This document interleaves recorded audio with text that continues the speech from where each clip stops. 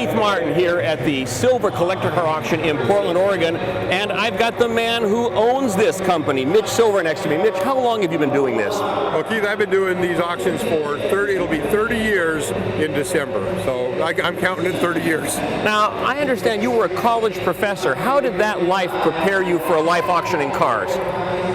You know, I did a lot of lecturing. I stood up in front of audiences all the time. I could go long periods of time talking, all sorts of training on that went over. And you know, honestly, I'm an auctioneer. That's what I didn't have any skills in. But I think my study area is communication studies. So that's what I do here. Is I'm a communicator, and it actually served me very well. It was an easy transition. Now, you do auctions all over the West Coast. What's the tone of Portland? What makes Portland different than the other auctions? Well, Portland is an incredible car town. Fall, spring, winter, summer, I can fill up a building with cars for sale. People who are in the business of doing cars close their businesses down and come and hang out at the auction. I go to other cities and it doesn't happen quite that way. Everybody who's a professional in the car business really are friends. They get along with each other, and they come down to a show like this and they're all here having a great time, changing up inventory, looking for new cars. We've enjoyed it. We've seen this sale at times be as big as a 2-day sale with 250 cars. Lately we've been running about 140 in one day. So what have you sold today? We've got two cars behind us. What are they? Well, I've got a 47 Cadillac sedan, and it's absolutely gorgeous. And an interesting story on this one. As you know, in restoring cars, the most expensive component is often the chroming, particularly on an American car. $12,000 spent on the chrome work alone on that car. And so it just proves the point that it's more expensive than engines and paint and everything else.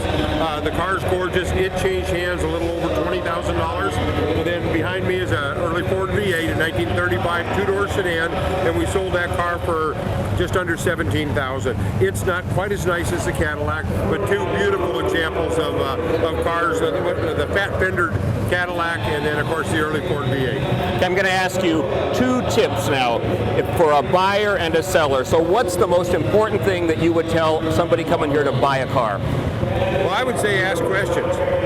There are a lot of experts in this room. There's a lot of people that really want the hobby to work and be successful for everybody who's in that hobby. Whether it's an auction staff member or just somebody else who's looking at the car and the owner of the car, ask them questions. They'll really be honest. They will really tell you what's going on. We'll point out things to you and say, well, this is really good.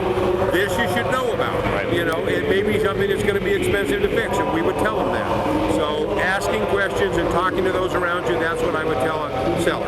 And what about a buyer? What about a seller? What would you say to the seller? I think a seller probably should talk to our appraisers. I've got probably 5 different appraisers on site right here. We've been making a living for years doing collector cars. We do collector car values much as you do, 24/7, you know, all the time. We're doing car values. That's what we study. So they come to us and want to know what their car is likely to be worth. Talk to us. We'll tell you what cars like yours have been selling for, so that you don't come in with an unrealistic expectation, either too high or too low. It can go either way. There you have it. The tips from Mitch Silver, the Collector Car Auction King here in Portland, Oregon.